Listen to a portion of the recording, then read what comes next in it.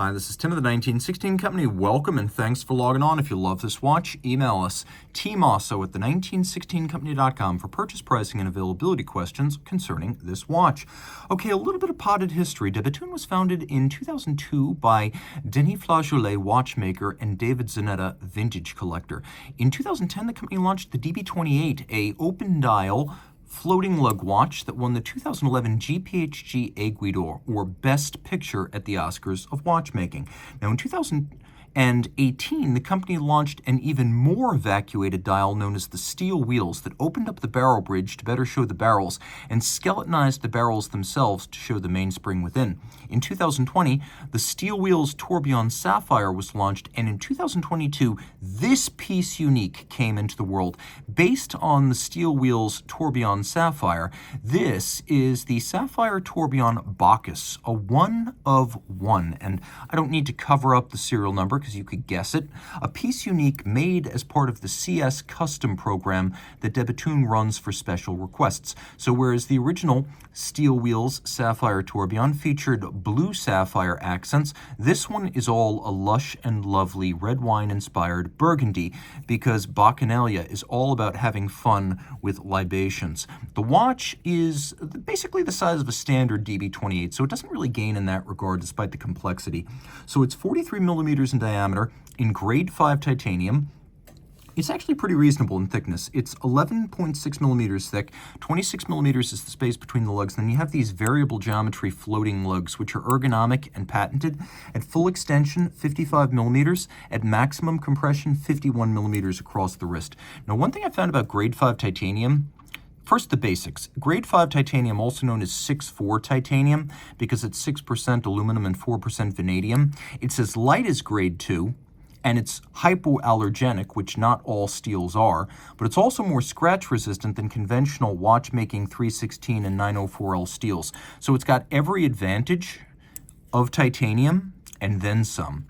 Now, the watch in polished form is part of that resilient class of polished grade 5 watches that I have found to scratch, scuff, and show marks at a lower rate than almost any other conventional type of metal. So just keep that in mind in terms of resilience.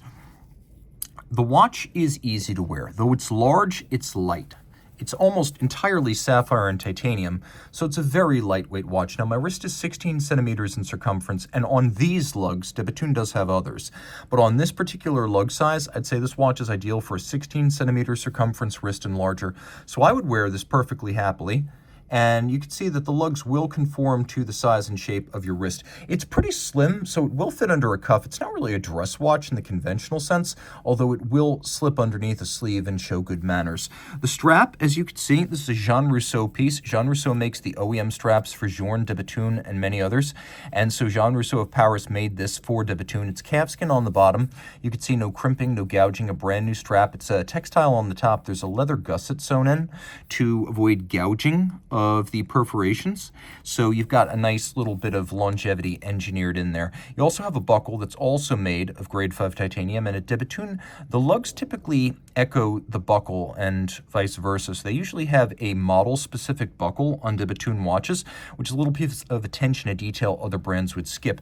You can see a little torpedo tip at the end of the lugs. That ogival, or bullet tip, is the last element of the original De Bethune product. The first watch they made, the DB1 chronograph in 2002, featured this lug design, and that is endured on most De Bethune models through the years, with the exception of a few early DB20 series models. This is really kind of the design continuity from era to era. Taking a look at the dial, you can see that basically all the action's on the dial side, though there is a lush, lovely, extended power reserve mechanism on the back for the 5 days of manual wind power reserve. You can see on the back here polished screws, polished locating pegs for the spring. We have different textures, tones, colors. We have beveling, we have perlage, we have satination. It's the works, and that's just the case back. This is the kind of watch where the case back, so to speak, is actually the dial, as everything from the power source to the drivetrain to the oscillator is on the dial side. Now, outboard, we have this little serrated titanium ring for reading the minutes, and then polished globes of titanium that act as the hours.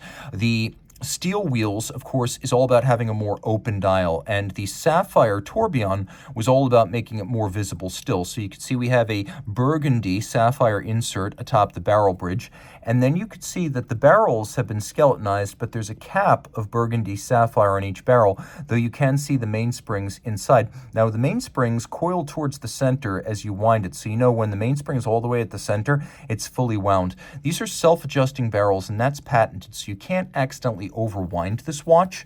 Now, it's a 30-meter water resistance, but it does have a screw-down crown, mostly to prevent contact with the lugs from damaging the crown, although I've been told it does make the 30-meter water resistance rating a lot more literal. So just keep that in mind. It's a bullhead winder with a screw-down crown, and the crown is a thoughtful design with several different finishes and a double knurled pattern. Okay. Moving inboard, some brands give you black polished screws or maybe a swan's neck regulator. Well, black polish is that optically perfect mirrored finish that from most angles appears perfectly black. You see how that works right there? That is black polish, and as you can see, it's almost the entire dial. De Bethune makes cases, dials, movements, even balance wheels in-house. So all of this was done in-house, and the cap over the barrel, or around the barrels and over the base plate, you can see at its edges where it is adjacent to the drivetrain, the intermediate wheels, and the barrels, it's been mirror beveled. You can also see that the edge of the bridge has been mirror beveled. Grubel Forsey, Romain Gauthier, and Laurent Ferrier do know better. The center bridge featuring the hands and the motion works has also been beveled on its side and mirror polished on its top. And the hands are actually built up from multiple components, including burgundy fired titanium. You can also see a fired burgundy titanium ring underneath the time track outboard. Taking a quick look, little elements of finish are present and appreciated, such as the fact that, and you can really see it well here, the teeth of the ratchet wheel are micro-beveled. Now, we've also got a tourbillon that is the world's lightest. It's made of 63 parts, and all up, it is 18 hundredths of a gram, 0.18 gram. The lightest component is 1/10,000th of a gram. Now, this is made of a combination of steel and titanium and white gold. You can see the low inertia, minimally lubricated silicon escape wheel of De Bethune's own design. 5 days of power reserve, in spite of the fact that this is a very energy-intensive tourbillon. It beats away at 36,000 vibrations per hour like a Zenithal Primero, so 10 beats per second, 5 hertz, but then it also moves at twice the speed of a conventional tourbillon. As you can see, it makes one circuit every 30 seconds rather than one every minute. You'll also note that the tourbillon has a mirror-polished base beneath it, so the light is reflected up to make it easier to appreciate the mechanism in detail. A couple of items here. Of course, the tourbillon design is patented, but so is the design of the balance, which is actually made of a blued titanium wheel with white gold masses in the rim. There's also a flat hairspring with a patented curve that's shaped by hand at De Bethune. So all of that important to mention.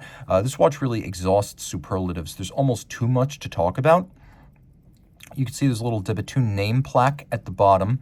And being a one of one, you can assure that even in Lauberson, Switzerland, at the factory itself, if you wear this back to the mothership, you will have the only example in the building. So if you love this watch, reach out to Team Mosso at the 1916company.com for purchase pricing and availability questions.